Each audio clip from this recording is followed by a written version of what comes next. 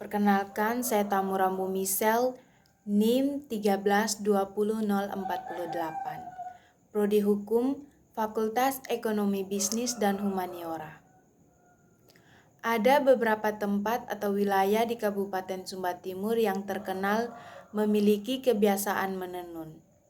Tempat-tempat tersebut antara lain Pau, Rindi, Kaliuda, Prailiu, dan Lambanapu. Mayoritas masyarakat di tempat-tempat ini mempunyai kesanggupan atau keterampilan menenun. Masyarakat memiliki keterampilan menenun ini didominasi oleh kaum perempuan. Dalam tradisi Marapu, kain tenun ikat digunakan untuk banyak hal, di antaranya sebagai mahar dalam proses pernikahan, prosesi kematian, dan juga upacara spiritual.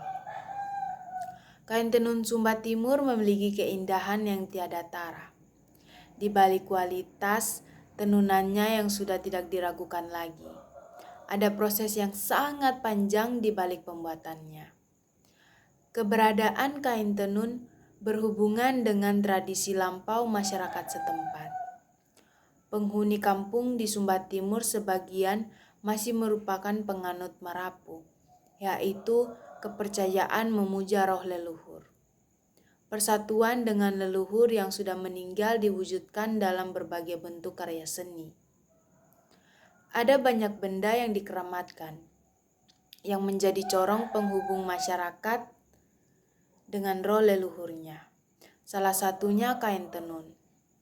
Mendengar langsung dari pengrajin, kita akan tahu betapa dalamnya makna di balik selembar kain, mulai dari proses pembuatannya hingga motif-motifnya. Kain tenun Sumba Timur menggunakan benang berwarna putih, merah, hitam, kuning, dan biru.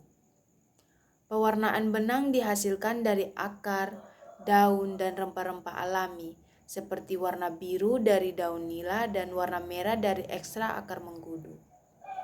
Pembuatan tenun ikat khas Sumba Timur sedikitnya membutuhkan waktu selama 8 bulan untuk menyelesaikan sebidang kain tenun. Tak heran jika proses kain tenun khas Sumba dibanderol dengan harga yang cukup mahal.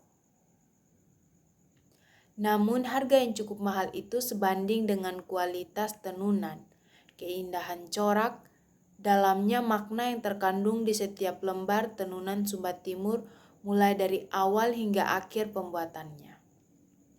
Berikut ini saya akan mendeskripsikan langkah-langkah pembuatan kain tenun Sumba, sebagaimana diceritakan oleh orang Sumba yang sudah biasa menenun.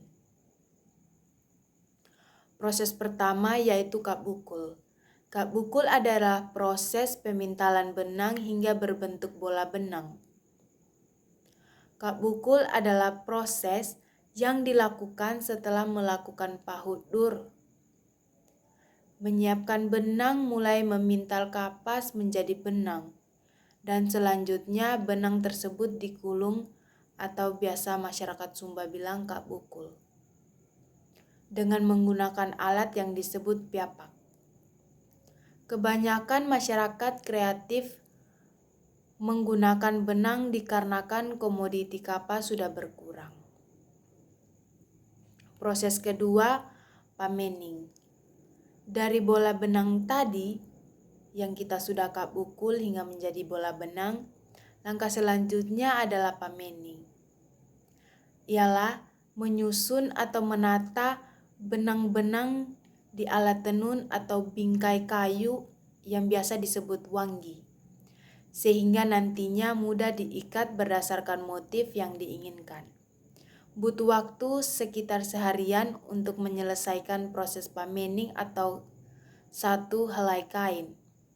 Proses pamening dilakukan oleh 2 orang di mana 1 orang linguat aliunang di bagian atas dan satunya tangguh kaba di bagian bawah. Setelah pamening dilakukan, proses karandi dan diikuti proses upu atau menggabungkan semua lapisan benang yang disebut liran atau hanai. Kemudian benang dikencangkan dengan menggunakan kepala atau wanggi walah. Hal ini dilakukan agar seluruh urat benang dan lapisan benang menjadi seimbang dan kencang. Untuk proses selanjutnya adalah penentuan motif atau desain agar tetap rapi dan menentukan motif atau gambar dengan menggunakan pensil gambar bagi para penenun. Pemula atau motif tersebut diikat langsung tanpa menggunakan contoh, karena gambar tadi sudah ada dalam bayangan mereka. Mendesain motif kain sumba tidak sembarang dibuat atau digambar. Membuat gambar pada kain sumba harus sesuai dengan cerita sejarah dari nenek moyang orang Sumba tentang alam, darat, udara, laut, dan setiap elemen yang tertuang dalam kain sumba harus sesuai dan tidak boleh secara sembarangan didesain. Motif kain sumba memiliki banyak makna, seperti udang melambangkan kehidupan, habak melambangkan bunga laut, buaya melambangkan raja atau kura-kura melambangkan ratu. Biasanya orang Sumba menyebutnya Anawiyarara Anakarawulang yang melambangkan bangsawan. Rusa melambangkan kepemimpinan. Patola, ular naga, dan lain sebagainya. Proses selanjutnya adalah karandi dan hondu. Sama seperti pamening, karandi yang merupakan proses selanjutnya dalam pembuatan tenun ikat sumba biasa dilakukan seharian atau 1 hari. Setelah pamening, benang-benang yang sudah disusun tadi di bingkai kayu tersebut dibagi menjadi banyak kumpulan benang yang sama rata untuk kemudian diikat. Proses pengikatan benang-benang ini disebut hondu. Dulu, benang-benang diikat menggunakan tali gewang atau kalita, atau biasa disebut juga tali yang terbuat dari pohon palem. Namun sekarang banyak pengrajin tenun ikat mengganti tali gewang dengan tali plastik atau rapia. Namun di perkembangan zaman seperti sekarang ini masih ada yang mempertahankan mengikat dengan tali kalita atau tali gewang. Hondu dilakukan dengan sangat kencang supaya bagian yang terikat tidak terkena pewarna. Tak semudah yang kita lihat. Tali gewang harus diperlakukan dengan hati-hati. Jika terlalu dipaksa, ia putus. Jika tidak kencang, pewarna bisa masuk dan merusak hasil kain tenun ikat nantinya. Proses selanjutnya giling atau pewarnaan. Dari hondu, kita tiba di proses giling. Sebelum proses giling dilakukan, terlebih dahulu benang dicelup pada wailanga, diberi kemiri, dan lain-lain. Proses selanjutnya pewarna merah dengan menggunakan kombu dan luaba, yaitu pewarna alam. Giling adalah proses merendam kumpulan benang yang sudah diikat atau dihondu tadi di dalam ramuan pewarna alami. Kalau pewarna biru atau indigo berasal dari tanaman nila. Kalau merah asalnya dari tanaman mengkudu atau akar kombu.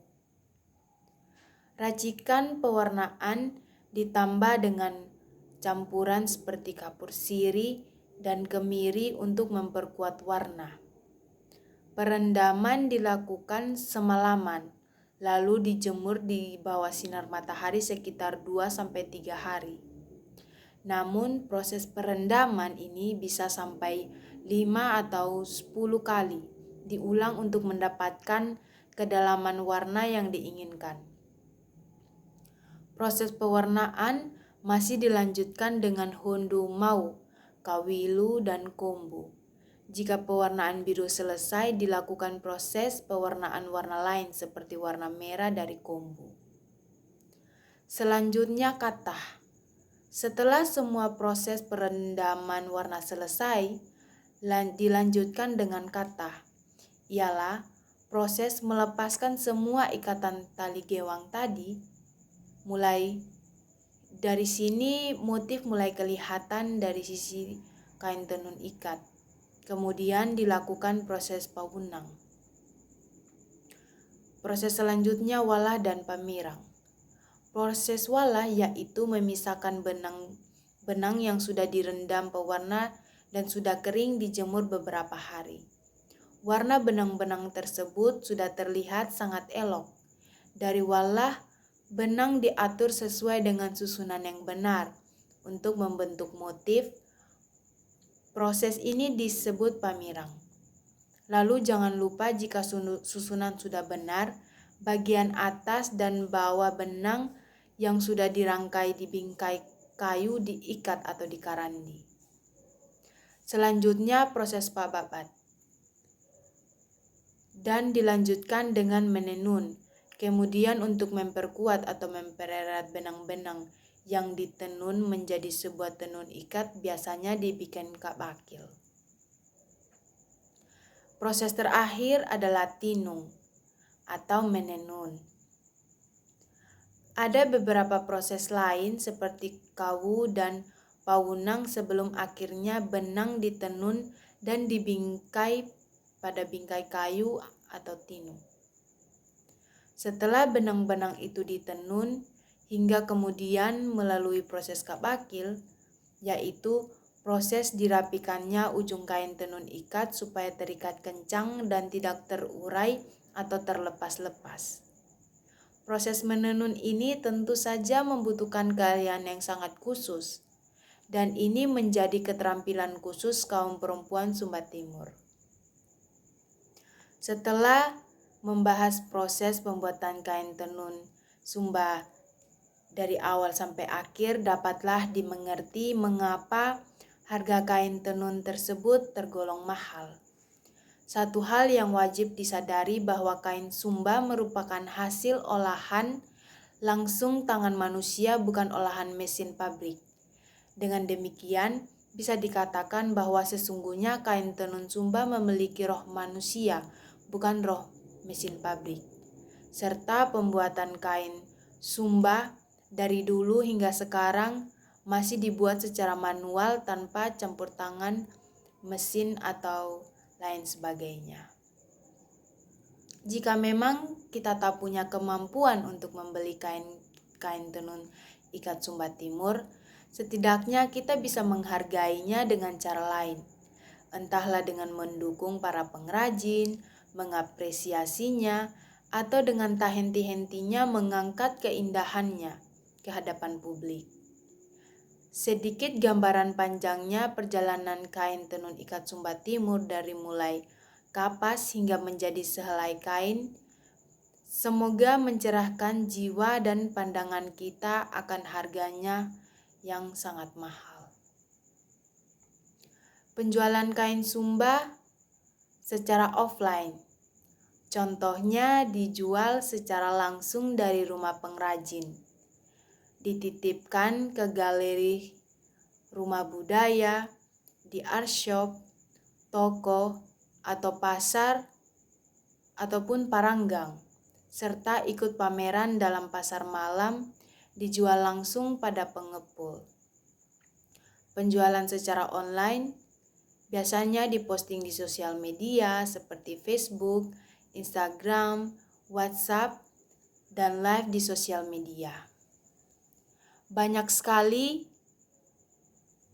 di era-era modern seperti sekarang ini, banyak sekali stasiun TV yang datang untuk melakukan syuting serta mengenalkan kain-kain Sumba atau promosi kain Sumba ke Indonesia, seluruh Indonesia dan ke luar negeri. Dan itu sangat-sangatlah membantu para pengrajin agar banyak masyarakat Indonesia dan masyarakat luar negeri mengenal tentang kain tenun Sumba Timur. Sehingga banyak dari masyarakat di luar Sumba Timur dan di luar Indonesia berbondong-bondong untuk datang membeli kain tenun ikat Sumba Timur. Karena kain tersebut memiliki keindahan yang sangat indah dan memiliki proses yang dibuat secara manual dengan pewarnaan alam yang sangatlah indah. Proses-proses seperti ini sangat langka dan hanya dimiliki oleh masyarakat Sumba, dan hanya masyarakat Sumbalah yang tahu cara-cara membuat kain tenun Sumba Timur. Dan semoga apa yang kita jaga sampai masa yang akan datang akan selalu terkenal dan selalu dibanggakan oleh masyarakat Sumba dan masyarakat di luar Pulau Sumba. Sekian dan terima kasih.